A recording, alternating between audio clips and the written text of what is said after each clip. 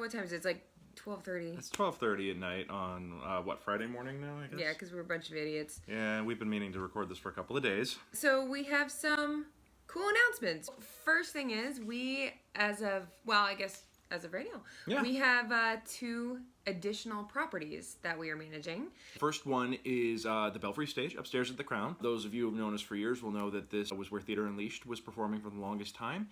And with TU now focusing on fundraising for the year of 2018, the space is available, and the folks at Crown City have brought Jen and I in to manage and book it on their behalf, which is pretty awesome. Yeah. It is a lovely 40-seat black box located in North Hollywood in the Arts District. It's upstairs from Crown City Theater Company at St. Matthew's Lutheran Church. And we already have photos and all the information about it on our website, StageCraftsLLC.com. And matter of fact, I'll put a link right about, so you can check that out. We already have a lot of things in there. We already do have a lot of stuff in there. Some classes in there. There's going to be some kids classes on the weekends, and we've got Force of Nature Productions coming in. They're going to do most of their season there, so that's really exciting. But we still have a lot of time left, so if you are looking for a intimate black box to put up your project or host your class even, give us a call. We still have some prime slots available, including acting teachers, other teachers, any kind of teachers. Monday nights. Monday nights are open, and they're gold. We know that that's very popular, so they're available right now.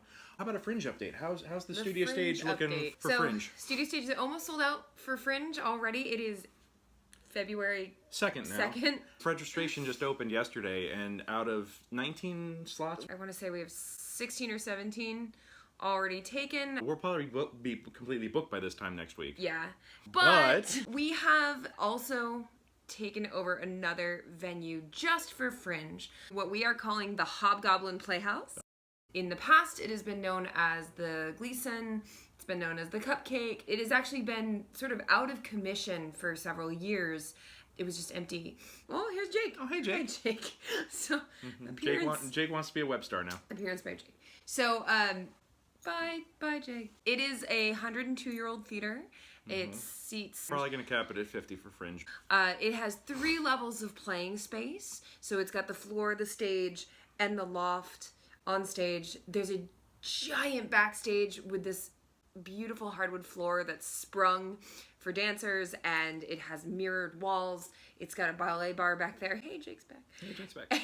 And it's a pretty great space. There are also 2 grand pianos in this space. There's one on stage, and then there's one in the lobby. And the lobby, by the way, is beautiful. Oh, yeah. We're going to get in there tomorrow morning briefly to film a really thorough film tour of the space, because we're going to get permit of entry, and we can get in there until March 29th. We're probably going to have an open house for it on March 31st, April 1st, sometime around there. So if you want to come and check it out, take a look at the videos, take a look at the pictures that we're going to post next week on What We Do When We're Dark. We already have a lot of interest in this space, believe it or not. Yeah, we've got a couple people actually, I think, are probably going to book it anyway, because they either know the space already or they've seen the pictures, and it's pretty beautiful. And there are some existing pictures that I will post. And yeah, it's gorgeous. A little bit about the Hobgoblin.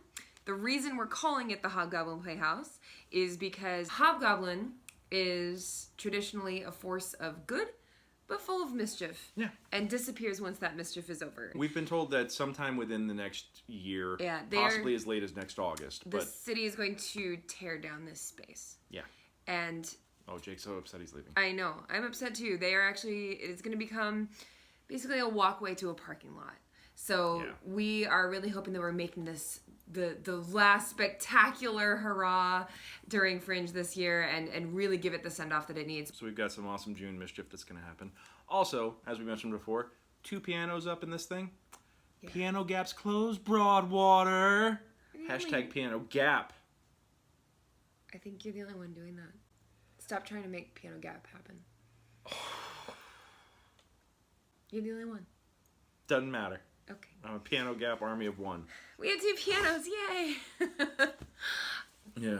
Just to wrap it up, we've been doing a lot of work this week on contracts and on all kinds of other stuff, but I've also taken a solid week now to redesign and revamp our company website.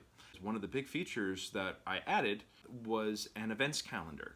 And basically every public event that happens at one of our spaces is going to be on there. So if you're looking for something cool to do, you can actually go to our event calendar and see what's playing or what workshop is happening. We had a theremin workshop in Studio Stage last month, a theremin workshop with a world-class theremin player. And I'd have been there in a heartbeat, except we were in a cabin in the woods in Fraser Park. I found pictures.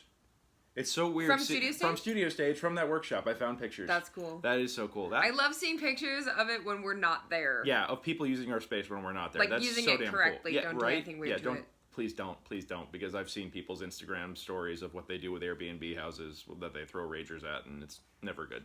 Don't be that guy to us, please don't. Security cameras. We do have security cameras now. We've had a meeting with the guys from Tales from the Extraordinary today. They're going to be in the space on February 12th. That's a Monday night. They're back for a 10-year anniversary reunion show. Old-timey adventure podcast, and it features some of the folks from Critical Role, like Taliesin Jaffe and Matt Mercer. So that's pretty damn cool. That's some Geek Street cred for you.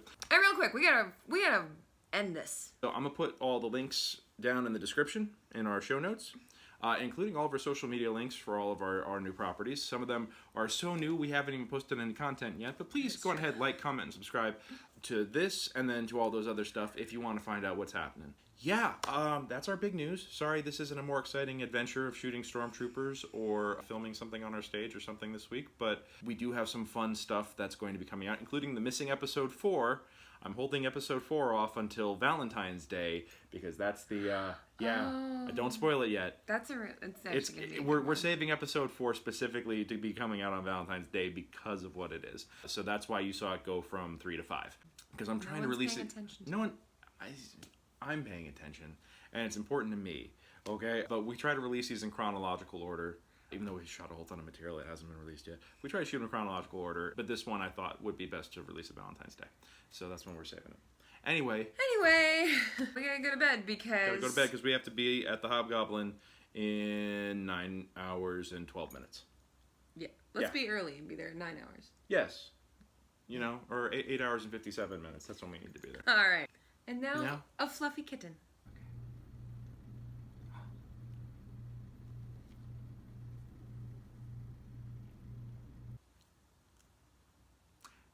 And now you know what we do when we're dark.